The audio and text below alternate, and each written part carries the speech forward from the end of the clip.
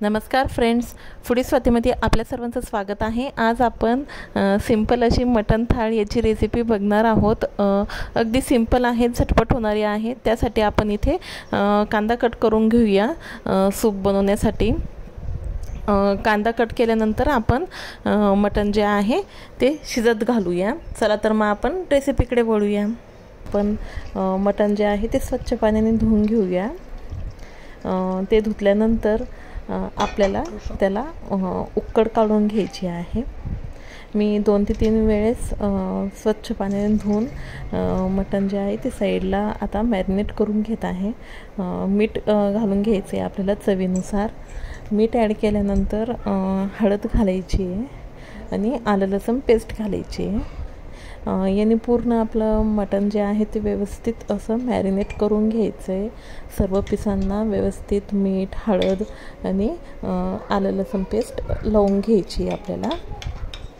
आता यासोबतच आपण जो कांदा कट केलेला होता तो आपण आता फ्राय करून घेऊया। यासाठी मी इथे कुकर घेतलेला आहे। त्यामध्ये तेल घालूया 1 पळी। तेल व्यवस्थित गरम झाल्यानंतर मी इथे लसणाच्या पाकळ्या सोडलेल्या आहे। गावरान लसूण आहे, छान लागतो अगदी सुपामध्ये। तो व्यवस्थित परतत आल्यानंतर जो आपण कांदा कट केलेला होता तो आपण त्यामध्ये घालून घेऊया आणि व्यवस्थित कांद्याला आपल्याला परतून घ्यायचा आहे। कांदा परतत आल्यानंतर आपण त्या कांद्यामध्ये चिमूटभर मीठ देखील घालू शकतो, जेणे की आपला कांदा जो आहे तो लवकर असा तळून निघेल। कांदा व्यवस्थित फ्राय झाल्यानंतर आपण जे मटनला मसाले लावून ठेवले होते हळद आणि ते आपण मटन जे आहे ते कुकरमध्ये सोडून द्यायचे आणि व्यवस्थित हाय फ्लेमवर 2 ते 3 मिनटे त्याला असं परतून घ्यायचे। व्यवस्थित हाय फ्लेमवर त्याला परतल्यानंतर एका साईडला आपल्याला पाणी गरम करायचे आहे, किंवा आपण कोमट पाणी देखील रूम टेम्परेचरवरचे पाणी असं ते देखील आपण त्यामध्ये घालू शकतात। पाणी घालून व्यवस्थित त्याला मिक्स करून आपल्याला त्याला शिट्टी लावून घ्यायची आहे। आता इथे आपण मसाल्याची तयारी करून घेऊया। मी इथे 3 कांदे जे आहे ते हातानेच थोडेसे ठेचून घेतले आणि त्याला गॅसवर आता भाजून घेते। मला कट केल्यापेक्षा मी असाच कांदा भाजणं प्रेफर करते। अगदी छान गावाकडच्या चव येते भाजीसारखी। खोबरं मी इथे किसून घेते। कट केलं की ते मिक्सरच्या भांड्यामध्ये व्यवस्थित असं एकसारखं बारीक होत नाही। थोडासा जाड जर तुकडा असला तर तो तसाच राहतो, म्हणून मी इथे खोबरं व्यवस्थित असं किसून घेतलेलं आहे। नंतर आपण त्याला आता भाजून घेऊया। व्यवस्थित असं आपल्याला खरपूस त्याला भाजून घ्यायचं आहे। मी इथे यापूर्वी एक व्हिडिओ शेअर केला होता, काळा यस्वार मसाला, तो मी भाजीमध्ये रेग्युलर घालत असते। आता मिक्सरच्या भांड्यामध्ये भाजलेलं खोबरं आणि फक्त कांदा घेतलेला आहे आपण बघू शकतात, आणि त्यामध्येच मी इथे आलं आणि लसूण जे आहे ते मिक्सरच्या भांड्यामध्ये घालून घेते। जर आपल्याकडे आलं लसूण पेस्ट अवेलेबल असेल तर आपण यामध्ये आलं आणि लसूण स्किप करू शकता, पण माझ्याकडे सध्या पेस्ट अवेलेबल नव्हती, मग ती वेगळी पेस्ट करण्यापेक्षा म्हणून मी डायरेक्ट मसाल्यामध्येच लसूण आणि आलं घालून घेतलं आणि कोथिंबीर पण कट करून घेतली। आता मिक्सरच्या भांड्याला व्यवस्थित मसाला आपण बारीक करून घेऊया। आता मटण शिजत आलेलं आहे, मी त्याला दुसऱ्या गॅसवर ठेवून तोपर्यंत मसाला जो आहे तो परतून घेऊया आपण। आता एका मी पातेल्यामध्ये तेल घातलेलं आहे। तेल थोड्याच प्रमाणात घातलं, जेणे की आपलं जे मटणला पण तेल येतं म्हणून। तेल घातल्यानंतर त्याच्यामध्ये चवीनुसार तिखट घातलेलं आहे आणि आपण जो नंतर मसाला मिक्सरमधून काढलेला होता तो डायरेक्ट सोडून दिलेला आहे। जर आलं लसूण पेस्ट असेल तर आपल्याला आधी तिखट सोडण्याच्या आधी आलं लसूण पेस्ट सोडायची आहे। मी जो यस्वार मसाल्याची पहिले व्हिडिओ शेअर केलेला होता तो यस्वार मसाला मी या भाजीमध्ये घातलेला आहे। मी आता एक लाल मसाला पण जो बनवलेला आहे त्याचा पण व्हिडिओ शेअर करणार आहे।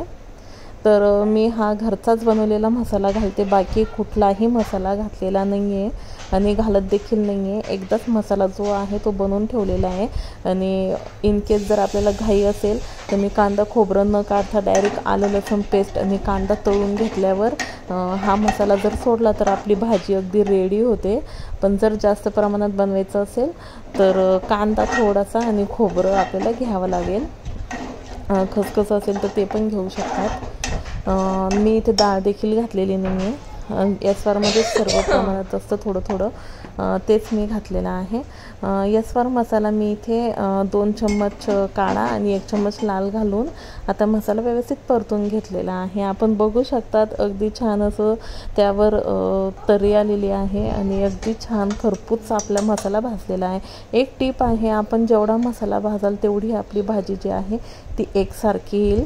आता मटण आपलं व्यवस्थित शिजलेलं आहे म्हणून मी मसाला परतल्यानंतर आपलं मटण जे आहे ते मसाल्यामध्ये सोडून दिलेलं आहे. यस्वार केल्यामुळे भाजी बनवण्यासाठी जास्त वेळ लागत नाही आहे. अशा प्रमाणात आपण आपल्या आवश्यकतेनुसार पाणी ॲड करून मिठाची टेस्ट करून आपण ही भाजी रेडी करू शकतात. वरून फ्रेश अशी कोथिंबीर सर्व करून आपण हे झणझणीत मटण रस्सा जो आहे तो एन्जॉय करू शकतात. रस्सा भाजी तयार झाल्यानंतर आता आपण मटण सुकं जे आहे ते बनवून घेऊया. याच्यामध्ये आपण रश्श्यामध्ये थोडे पिसं घालू शकतात आणि सुकं आपण भरपूर प्रमाणात पिसं घालून सर्व करू शकतात. कोणी जर पाहुणे येणार असेल तर आपण सिंपल अशी ही थाळ रेडी करून देऊ शकतात. आता मी इथे कढई ठेवलेली आहे, त्याच्यामध्ये आपल्याला तेल घालायचं आहे आणि 1 ते 1.5 चम्मच आलं लसूण पेस्ट घालायची आहे. आलं लसूण पेस्ट व्यवस्थित फ्राय करून नंतर आपण जो ओल्या भाजीसाठी मसाला काढलेला होता तो अगदी मी छोटासा 1 ते 2 चम्मचच साईडला काढून ठेवलेला होता, तोच इथे आपण घालणार आहोत. पण आपल्याला जर एकच चव नको हवी असेल तर आपण फक्त आपल्या घरामध्ये जे तिखट असेल किंवा जो पण कोणता चिकन मसाला मटन मसाला असेल तो आपण त्यामध्ये घालू शकतात. मी इथे तिखट घालून जो मसाला आपण पिसून घेतलेला होता तोच घातलेला आहे. आपण फक्त प्रवीण मसाला असेल तो देखील घालू शकतात. आपलं मटण फ्राय जे आहे ते अगदी छान असं झणझणीत झालेलं आहे आणि फ्राय शक्यतो अगदी झणझणीत असतं म्हणून तिखटचं प्रमाण आपण जास्त ठेवू शकतात. यासोबतच माझ्याकडे कॅचचा मटण मसाला होता, तो मी इथे थोडासा त्यामध्ये घालून घेतलेला आहे. अगदी छान असं फ्लेवर येईल त्याला. नंतर आपल्याला अगदी एकच घोटाचं आपल्याला सूप घालायचं आहे. सूपाने काय होईल, आपला जो ड्राय मसाला आहे तो करपणार नाही. यासोबतच मी घरचा बनवलेला लाल मसाला घातलेला होता 1 चम्मच. बाकी मी इथले बाहेरचा फक्त आपला कॅशचा मसाला घातलेला आहे. सर्व मसाले जळू नये यासाठी मी इथे थोडंसं सुपावरचं जो तेल असतं ते घालून घेतलेलं आहे आणि नंतर व्यवस्थित त्याला पिसं सोडून आपल्याला हाय फ्लेमवर अगदी छान ड्राय होईपर्यंत आपल्याला त्याला परतून घ्यायचं आहे. आपण अशी देखील फक्त मटणची भाजी पोळीसोबत सर्व करू शकतात, पण आपल्याला अजून सुकं बनवायचं आहे म्हणून मी हाय फ्लेमवर त्याला थोडंसं ड्राय करून घेते. बघू शकतात आपण तेल अगदी थोड्या प्रमाणात घातलं होतं, पण छान असा मसाला परतल्यानंतर त्याला अगदी छान असं तेल सुटलेलं आहे. वरून आपण त्याला छान अशी कोथिंबीर सर्व करून देऊ शकतात.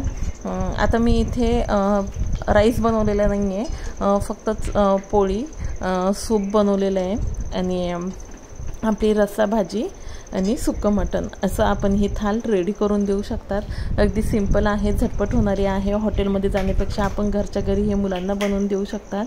आपल्याला जर माझी ही रेसिपी आवडली असेल तर माझ्या चॅनलला सबस्क्राईब करा, लाईक करा, कमेंट करा, शेअर करा आणि बेल आयकॉनवर क्लिक करा, जेणे की अशा नवनवीन रेसिपीजचे व्हिडिओज अपलोड झाल्यावर आपल्याला लगेच त्याचं नोटिफिकेशन मिळेल. थँक्यू.